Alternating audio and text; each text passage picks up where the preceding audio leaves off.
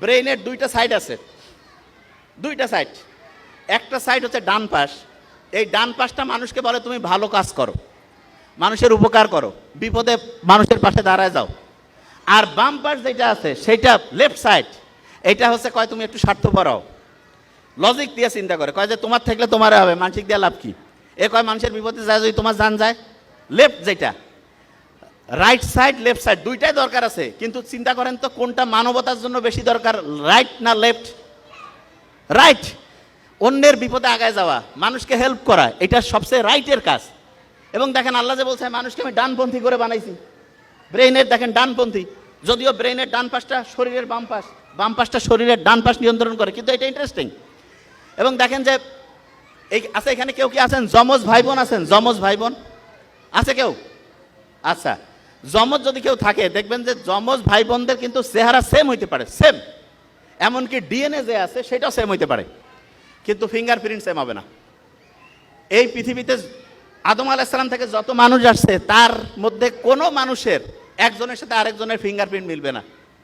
আল্লাহ কিন্তু কোরআনে বলছে যে আমি তোমার আঙ্গুলের ডগা পর্যন্ত পুনর্বিন্যস্ত করতে পারি। আল্লাহ কিন্তু কয়নি ডিএনএ আরএনএ এগুলোর কিছু কথা বলেনি, আঙ্গুলের ডগার কথা বলেছে। তা আমরা যে জিনিসটা বলবো যে একটা স্টুডেন্ট যদি অসাধারণ হইতে চায় তাহলে ইসলামের যে মূল কালচারটা মুহাম্মদ সাল্লাল্লাহু আলাইহি ওয়াসাল্লাম যেটা বলছে ঈশার নামাজের পরে ঘুমায় যাও, এইটা হচ্ছে সবচেয়ে সেরা। কারণ রাত 10টা থেকে ভোর 4টা-5টা এই সময় যে ঘুমটা হয়, প্রত্যেক ঘন্টায় অন্য সময়ের দ্বিগুণ থেকে 3 গুণ বেশি রিসার্চ হয় ব্রেনটা, এবং ওই সময় আমাদের শরীরের রোগ প্রতিরোধ ব্যবস্থাটা বাড়ে। আর যেই রুমে আপনার সন্তানকে রাখবেন সেই রুমে একটু গাছ লাগাবেন, পারলে জানালার মধ্যে জানালা দিয়ে গাছ দেখা যায় এরকম ব্যবস্থা রাখবেন, তাহলে কি হবে আপনি শুনলে অবাক হবেন। আপনার মন খারাপ হইলে গাছের ছায়ার নিচে গেলে মনটা একটু ভালো হয় না? বিজ্ঞানীরা এখন দেখছে ফাইটোসাইট বলে একটা উপাদান আছে, সেটা আমাদের শরীরের যে রোগ প্রতিরোধ ব্যবস্থা ওকে যে উৎসাহিত করে, কয় আরও ভালো করে কাজ করো, মনটা তখন চাঙ্গা হয়ে যায়।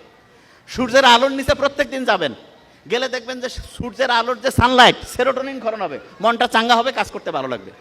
তার মানে আপনি ইসলামী যে বিধানটা আছে সেই বিধানটার সবচেয়ে সেরা জিনিসটা হচ্ছে রুটিনটা ঠিক করা। আচ্ছা, আমাদের দিনটা শুরু হয় কি ফজর থেকে না মাগরিব থেকে বলেন তো? দিনটা শুরু কখন? দিন মাগরিব। দেখেন ইসলাম যে সেরা তার শেষ উদাহরণটা দিয়ে শেষ করছি।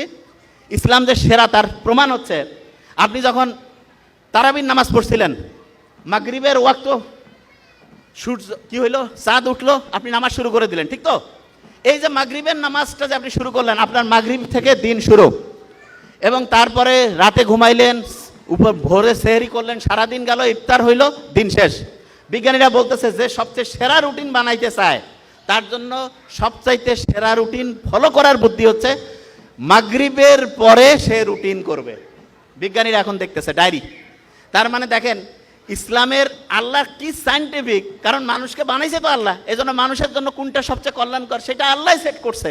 এই জন্য রুটিন যখন করবেন, ডায়েরি লিখবেন, বাচ্চাকে শেখাবেন, ডায়েরিটা মাগরিবের পর থেকে লেখা শুরু করবেন। মাগরিব আপনার রাতে আপনি কখন ঘুমাবেন? অনেকে ঘুমাচ্ছে রাত 2টায়, হয় ভোরে উঠবে 5টা, হয় কি পাবে? জীবনে পারবে না, কারণ আপনার ব্রেইনে 6-7 ঘন্টা ঘুম দরকার আছে। এই কারণে আপনি মাগরিবে রুটিন করে ফেললেন যে আমি 10টার মধ্যে ঘুমাই যাবো, ভোর 4টা-5টায় উঠবো, উঠে একটু পড়াশোনা করব, তারপরে দিনে একটু সূর্যের নিচে হাঁটাহাঁটি করব, বুক ভরে শ্বাস নিব, ছাড়বো, এবং সবসময় 2টা কাজ করবেন। একটা হচ্ছে অন্যকে হেল্প করবেন, আর 2 নাম্বার যেটা হচ্ছে সেটা হচ্ছে আল্লাহর কাছে চাবেন।